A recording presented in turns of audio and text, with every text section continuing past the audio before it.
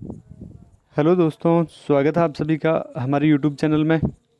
आगे आपका host and दोस्त मुकेश सैनी। आप भी पेन और कॉपी लेकर बैठ जाइए फ़ोन की स्क्रीन के सामने।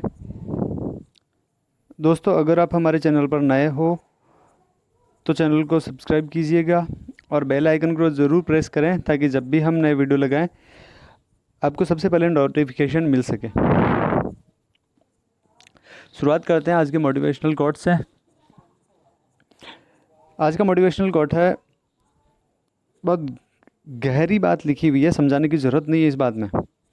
सोच अच्छी होनी चाहिए क्योंकि नज़र का इलाज तो मुमकिन है पर नज़रिए का नहीं। सोच अच्छी रखें क्योंकि आपकी अगर नज़र कमज़ोर है तो उसका इलाज किया जा सकता है, लेकिन अगर आपकी नज़र ख़राब है तो उसका इलाज नहीं किया जा सकता। अगर आपका नज़रिया ख़राब है तो उसका इलाज नहीं हो सकता है। तो अपनी सोच अच्छी बनाए रखें। चलिए फिर शुरू करते हैं आज का वीडियो। चैप्टर 15 था, क्वेश्चन 19 तक हो चुके थे आज, सॉरी 18 तक हो चुके थे। आज क्वेश्चन नंबर 19। क्वेश्चन है, एक बच्चे के पास ऐसा पासा है जिसके फलकों पर निम्नलिखित अक्षर लिखे हैं। वैसे हम लोगों ने पासा जो देखा है, हमने पासे के क्वेश्चन किए थे। वैसे मैंने पासे का कोई रिपीट क्वेश्चन नहीं करवाया। जब अपन चैप्टर कर रहे थे तभी मैंने सारे क्वेश्चन करवा दिए थे। अभी एक और क्वेश्चन है। ये मैंने क्वेश्चन क्यों लिया है, क्योंकि इसमें जो पासा लिया हुआ है वो थोड़ा अलग है। अब तक हमने पासे की बात की थी, वो ऐसा था, उस पर 1 2 3 4 5 और 6 ये नंबर लिखे हुए थे। लेकिन क्वेश्चन में थोड़ा सा अलग पासा बताया। वैसे होता नहीं कोई ऐसा पासा, पर इसने बताया कि इस टाइप का कोई पासा है और उस पर कुछ अक्षर लिखे हुए हैं। वो पासा इस टाइप का है। देखो, पासे पर ए लिखा हुआ है, बी लिखा हुआ है, सी, डी, ई और फिर से ए। कुल मिला के 6 परिणाम है। 6 परिणामों में से 2 बार तो ए आ रहा है, बाकी सब चीज़ें हैं वो एक एक बार आ रही है। समझना है यहाँ बात को कि कुल परिणाम तो है 6, जिसमें से ए 2 बार आया हुआ है, बी 1 बार है, सी 1 बार, डी 1 बार और ई 1 बार। टोटल मिलाकर हो रहे हैं 6। तो कुल परिणाम तो हुए 6। अगर मान लो किसी भी चीज़ की प्रायिकता पूछी जाएगी तो बटे में लिखा जाएगा 6। इस सवाल की अगर कोई भी प्रायिकता हो तो बटे में लिखेंगे अपन 6। ठीक है। इतना करने के बाद अगर मैं आपसे पूछूं पर्टिकुलर किसी एक अक्षर का संभावित परिणाम कितना है, जैसे मैं पूछूं बी का संभावित परिणाम कितना है, तो बी आया कितनी बार है, बी 1 बार है तो संभावित परिणाम भी 1 होगा। तो अगर बी का सवाल आया तो 1/6। अगर सी का पूछे तो सी भी 1 ही बार है तो सी का आंसर भी 1/6 हो जाएगा। लेकिन अगर आपसे पूछे ए का कोई सवाल, ए 2 बार आया है तो संभावित परिणाम भी 2 होने चाहिए, तो 2/6 आंसर होगा अगर ए का कोई सवाल पूछा जाए तो। डी का पूछे तो भी 1/6 क्योंकि डी 1 ही बार आया हुआ है, और ई का भी 1/6 ही होना चाहिए। ठीक है। क्वेश्चन क्या पूछा वो देखते हैं। क्वेश्चन पूछा कि एक बार पासे को अगर फेंका जाता है तो इसकी क्या प्रायिकता होगी कि ए प्राप्त हो। देखो, पहला सवाल तो पूछा ए का। अभी हमने बात की थी कि कुल परिणाम तो 6 है और ए आया कितनी बार है, ए देखो 2 बार आया हुआ है। ठीक है। तो संभावित परिणाम ए के लिए कितने होंगे, 2। तो ए के लिए संभावित परिणाम लिखे 2 और पी ए प्रायिकता हो जाएगी ए की, या ए के आने की 2/6। दोनों को 2 से कट किया 1/3। लेकिन यहाँ जो दूसरा सवाल है डी प्राप्त हो, तो डी के संभावित परिणाम कितना है, डी के संभावित परिणाम कितना है, डी का संभावित परिणाम होगा 1 क्योंकि डी आया ही 1 ही बार है। देखें, डी 1 ही बार तो आया हुआ है। ये रहा, कुल परिणाम 6 है ही है, तो प्रायिकता हो जाएगी 1/6। ये किसी भी सवाल की पूछता तो 1/6 ही आती इस सवाल के लिए, पर यहाँ सिर्फ एक ए के लिए 2/6 आनी चाहिए। क्यों, क्योंकि ए 2 बार आया हुआ है। अगला सवाल देखें, क्वेश्चन नंबर 20 देखें। क्वेश्चन है क्या, मान लीजिए आप एक पासे को, आपके पास एक पासा है।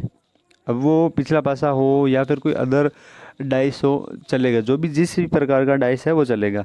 कोई यहाँ पर हमें डाइस की बात करनी नहीं है, आप बस आपको डाइस फेंकना है, पासा फेंकना है। पूछा क्या है, एक डायग्राम दिया हुआ है, आगे डायग्राम भी देख लेंगे अभी। एक आयताकार क्षेत्र में आयताकार में एक यादृच्छा क्षेत्र में गिराया जाता है। मतलब आपको उस एक आयताकार कोई क्षेत्र है उसमें आपको वो पासा फेंकना है। इसकी क्या प्रायिकता है कि यह पासा 1 मीटर व्यास वाले वर्त के अंदर गिरेगा। पहले डायग्राम देख लेते हैं। ये भी ध्यान देना कि उस जो अंदर व्यास वर्त बना हुआ है उसका व्यास है 1 मीटर। डायग्राम क्या है वो देखते हैं, उसके बाद में कुछ समझ आएगा। डायग्राम दिया है ये, एक आयत दिया हुआ है, लंबाई चौड़ाई, लंबाई है इसकी 3 और चौड़ाई है इसकी 2। ठीक है, लंबाई चौड़ाई आपको दे रखी है। अब आगे दिया है कि इस आयताकार क्षेत्र में, इस पूरे क्षेत्र में कहीं भी आपको एक पासा फेंकना है। अब प्रायिकता किस चीज़ की निकालनी है, प्रायिकता निकालनी है कि वो जो पासा है वो इस क्षेत्र में गिरेगा। देखो ये एक वर्त है, ठीक है, और वर्त की त्रिज्या या व्यास कुछ भी आपके पास होना चाहिए। व्यास हमें दिया हुआ है 1 मीटर, ठीक है, व्यास दिया हुआ है 1 मीटर। और ये चीज़ नॉर्मल सी चीज़ है, सबको पता होगी कि त्रिज्या है व्यास की आधी होती है। तो जब व्यास 1 मीटर है तो त्रिज्या हो जाएगी 1/2, 1/2 मीटर। इस टाइप का सवाल हम लोगों ने एग्जाम्पल में किया था, 2 सवाल किए थे इस टाइप के जब एग्जाम्पल कर रहे थे तब। और ये भी लिखा था बुक में कि ये एग्ज़ाम की दृष्टि से नहीं दे रखा है, फिर भी अपन ने ये क्वेश्चन किए थे क्योंकि एग्ज़ाम में पूछा गया इस टाइप का सवाल 2 बार। तो करना क्या होता है सवाल में कि जब भी हमें डायग्राम का कोई सवाल दिखे, जब भी हमें कोई डायग्राम वाला सवाल दिखे प्रायिकता के चैप्टर में, तो क्या करना है, जो बड़ा डायग्राम है, जो बड़ा डायग्राम है, जैसे कि यहाँ पर आयत है, तो जो बड़ा डायग्राम है उसका क्षेत्रफल आपको नीचे रखना है और जो छोटा डायग्राम है उसका क्षेत्रफल आपको ऊपर रखना है। बस ये प्रायिकता आ जाएगी। फिर से सुन लेना, जो बड़ा डायग्राम है उसका क्षेत्रफल नीचे रखा जाता है और जो छोटा डायग्राम है उसका क्षेत्रफल ऊपर रखा जाता है। क्षेत्रफल आपको दोनों का निकालना आना चाहिए। एक तो आयत है तो आयत का क्षेत्रफल निकालना है, एक वर्त का क्षेत्रफल निकालना है। तो देखते हैं कैसे निकालना है क्षेत्रफल। इसके बाद में सबसे पहले तो आपको आयत का फॉर्मूला पता हो ही। क्या आयत का फॉर्मूला क्या होता है, लंबाई गुणा चौड़ाई, ये फॉर्मूला था क्षेत्रफल का। लंबाई दे रखी है 3 और चौड़ाई दे रखी है 2, 3 गुणा 2 6 और वर्ग मीटर ये क्षेत्रफल की इकाई होती है, तो वर्ग मीटर पीछे लिखना भी ज़रूरी है और मैंने लिखा हुआ भी है। तो 3 गुणा 2 6 मीटर, 6 वर्ग मीटर, ये किसका क्षेत्रफल आया, आयत का। तो मैंने क्या बोला था, जो बड़ा डायग्राम है उसका क्षेत्रफल आपको नीचे रखना, मतलब ये जो 6 है ये तो आपको बटे में रखना है, ये जो 6 लिखा हुआ ये आपको बटे में रखना है। इसके बाद अब आयत का क्षेत्र वर्त का क्षेत्रफल देखें। वर्त का क्षेत्रफल का फॉर्मूला क्या होता है, वर्त का क्षेत्रफल फॉर्मूला क्या होता है वर्त के क्षेत्रफल का, वर्त के क्षेत्रफल का होता है पाई आर स्क्वायर या पाई आर की घात 2। पाई का मान नहीं रख रहे हैं हम लोग यहाँ पर, पाई की जगह पाई लिखा है मैंने, गुणा आर कितना है, आर नहीं दिया सवाल में, सवाल में दिया है व्यास, व्यास दिया हुआ है 1, ये व्यास दिया हुआ है डी बराबर, तो आर कितना हो जाएगा, व्यास का आधा होता है तो 1/2, तो मैंने यहाँ पर लिखा 1/2 पाई आर, आर की जगह 1/2 और स्क्वायर लगा हुआ है, स्क्वायर लगा हुआ है तो इसे मैंने 2 बार लिख दिया, घात 2 है तो मैंने 2 बार लिखा है। तो ये कितना हो जाएगा, ये कितना हो गया पाई, 1 गुणा 1 1 ही रहा और 2 गुणा 2 4, तो ये आंसर आ रहा है, वर्त के क्षेत्रफल का आंसर आ रहा है पाई/4 या पाई/4। तो ये सब चीज़ें थी। व्यास दिया 1 मीटर, त्रिज्या हो गई 1/2, व्यास का आधा कर दिया। वर्त का क्षेत्रफल पाई आर स्क्वायर, देखो ये जो भी लिखा हुआ है ये ऐसे लिखा हुआ है पाई आर की घात 2, ये फॉर्मूला आपको याद ऐसे रखना है। ये इस साइन का मतलब स्क्वायर है, मैंने पहले भी बताया था, इस साइन का मतलब होता है स्क्वायर में या घात में कुछ लिखा हुआ है, तो पाई आर की घात 2 लिखा हुआ है, तो वो फॉर्मूला आपको कॉपी में ऐसे लिखना है, ना कि ऐसे लिखना है ये साइन लगा के, ऐसे नहीं लिखना है, ये सिर्फ फ़ोन में लिखा जाएगा ऐसे। तो पाई/4। अब प्रायिकता निकालनी थी, मैंने क्या बोला, जो छोटा डायग्राम है उसका क्षेत्रफल ऊपर रखोगे, जो बड़ा डायग्राम है उसका क्षेत्रफल नीचे रखा जाएगा। तो छोटा डायग्राम है उसका क्षेत्रफल मतलब वर्त का क्षेत्रफल ऊपर, और वर्त का क्षेत्रफल आया कितना है, π/4। और जो बड़ा डायग्राम है उसका क्षेत्रफल नीचे, और वो नीचे कहाँ रखोगे, देखो दो तरीके हैं। पहला तो वो यहाँ रखा जाएगा, ठीक है। π/4 हो गया वर्त का, आयत का क्षेत्रफल है 6, तो 6 को रखा अपने बट्टे में, तो π/4 और गुणा में 6, तो आंसर हो जाएगा π/24, ठीक है, 24, π/24, ये हमारा आंसर हो जाएगा। अगर किसी के मन में ये हो कि इसे ऐसे नहीं लिखा, पाई फिर 4 और यहाँ बट्टे में 6, अगर सपोज यहाँ बट्टे में हम लोग 6 लिखते हैं तो क्या होगा, देखो तीसरी चीज़ है गुणा में जाएगी, मतलब ये 6 ऊपर जाएगा पाई के साथ में, तो क्या बन जाएगा, 6 π/4। और हमने ये पढ़ा हुआ है कि देखो अगर मान लो लिखा हुआ है ये वाला आंसर 6 π/4, अगर मान लो इस टाइप का आंसर है, तो हमने ये पढ़ा है कि प्रायिकता के चैप्टर में कभी भी ऊपर बड़ा नंबर नहीं आएगा। आंसर जो आता है उसमें कभी भी ऊपर बड़ा नंबर नहीं आएगा, ये हम लोगों ने स्टार्टिंग में ही बात करी थी, क्योंकि ये प्रायिकता का मान 1 से बड़ा हो जाएगा और जो कि पॉसिबल नहीं है। इस तरह से π/24 ये हमारा फाइनल आंसर हो जाएगा, जो वो लिखा था कि π/4 और गुणा में यहाँ 6 पाई और 6 चौक 24, ये हमारा आंसर था, ठीक है। इतना करने के बाद अगला सवाल देखें, क्वेश्चन नंबर 21। इस टाइप का सवाल कल किया था हमने, 2 सवाल किए थे इस टाइप के सवाल किया, एक बार सवाल पढ़ लेते हैं। 144 बॉल पेन के समूह में, सवाल है 144 बॉल पेन के समूह में 20 बॉल पेन खराब है। सवाल ये है टोटल आपके पास 144 बॉल पेन है, ठीक है, टोटल ही है 144, उसमें से 20 खराब है, तो अच्छे कितने हैं, 124 माइनस करके देख लो, 124 आ रहा है। टोटल 144 पेन है, क्योंकि समूह बोला है 144 बॉल पेन के समूह में, तो 144 में से 20 खराब है, तो 124 पेन अच्छे होंगे।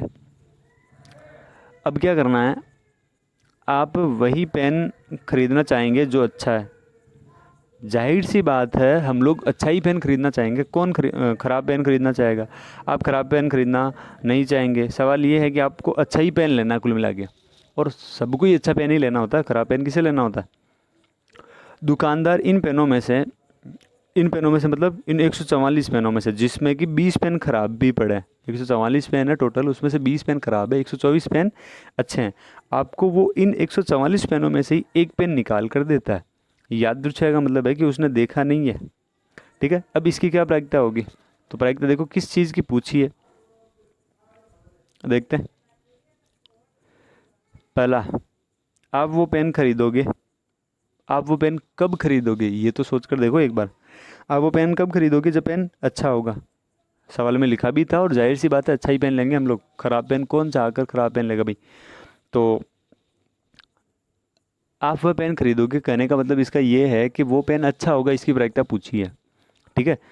अब अच्छे पेन होंगे कितने, टोटल 144 थे, टोटल 144 थे, उसमें से 20 खराब है और 124 अच्छे हैं। तो देखो 144 तो बटे में लिखा जाएगा, अच्छे पेन है कितने 124, तो 124 को ऊपर लिखा जाएगा, 124 बटे 144, ये हमारा आंसर हो जाएगा। और जो दूसरा सवाल पूछा है कि आप वो पेन नहीं खरीदोगे, अब वो पेन कब नहीं खरीदोगे, जब वो पेन ख़राब होगा, और ख़राब पेन का संभावित परिणाम कितना है 20, तो हमारा आंसर क्या हो जाएगा, ख़राब पेन का इस दूसरे वाले का 20 बटे 144, ये हमारा आंसर हो जाएगा। सिस्टमेटिकली कैसे लिखना है, वो ये रहा, कुल परिणाम 144, खराब 20 और अच्छे 124, ठीक है, इतना समझ आया। आगे देखें, पेन खरीदने के संभावित परिणाम, खरीदने के संभावित परिणाम होने का मतलब हो गया कि अच्छे पेन के संभावित परिणाम कितने हैं, खरीदोगे तभी जब वो पेन अच्छा होगा, और अच्छे पेन के संभावित परिणाम है 124 और कुल परिणाम 144। देखो 124 बटे 144, दोनों में 4 का भाग जा रहा है, इसमें 4 का भाग दिया ऊपर वाले में, 3 1 31 और इसमें 4 का भाग दिया, 4 3 12, 2 बचेगा, 24 में 6 चौक 24, 31/36 ये आंसर हो जाएगा। बाकी इन दोनों में भाग जा नहीं रहा किसी नंबर का। वह पेन नहीं खरीदोगे, दूसरा सवाल ये था कि वो पेन आप नहीं खरीदोगे, तो नहीं खरीदने का मतलब हो गया कि वो पेन खराब होगा, और खराब पेन कितने हैं 20, तो आंसर हो जाएगा 20/144, 20/144। फिर से दोनों में भाग दिया 4 का, 20 में 4 का भाग 5 बार, 5 चौक 20 होता है, और 144 में अभी अभी दिया था 36 बार, 5/36। इसे आप दूसरे तरीके से भी कर सकते थे। कैसे कि पहला सवाल क्या था, पेन खरीदने की संभावना हमसे पूछी थी, कितनी आई थी 31/36। अब दूसरा सवाल पूछा पेन नहीं खरीदने की। याद हो तो अगर मान लो हमें ये दिया हो कि किसी भी घटना के घटने की प्रायिकता ये है, किसी भी घटना के घटने की प्रायिकता ये है, मतलब सही पेन के होने की घटना ये है, तो खराब पेन के होने की कितनी होगी। ऐसा भी तो कर सकते हैं ना, इसे एक में से माइनस कर दो। पेन खरीदोगे 31/36 पर एकता है, नहीं खरीदोगे मतलब होने की दी है और नहीं होने की पूछी है, तो ऐसा भी तो कर सकते हैं ना हम लोग। ऐसा भी कर सकते हैं कि 31/36 को माइनस कर दें एक में से, और 36 में से 31 माइनस करके करके देख लो। यहाँ ये एक लिखा है तब वो कर सकते हैं हम लोग। 36 में से 31 माइनस कितना बचेगा 5, और बटे में 36, ये हमारा आंसर हो जाएगा। तो ऐसे 20 सवाल को किया जा सकता था। आज के सेशन में इतना ही, तब तक के लिए धन्यवाद।